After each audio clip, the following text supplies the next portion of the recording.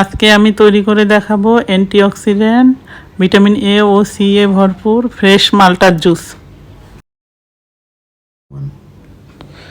Fresh মালটা নিতে হবে, এগুলো প্রথমে ধুয়ে নেব, এরপর মাছ বরাবর চাকু দিয়ে কেটে নিতে হবে,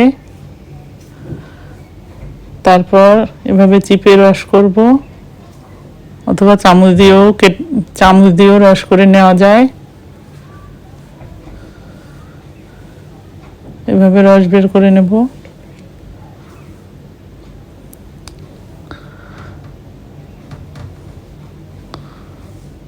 তারপর একটা ছাঁকনি দিয়ে ছেঁকে নেব। একটা গ্লাসের মধ্যে ছেঁকে নিতে হবে। এরপর কয়েকটি মাল্টার পিস দিয়ে দেব, এভাবে সাজিয়ে পরিবেশন করব।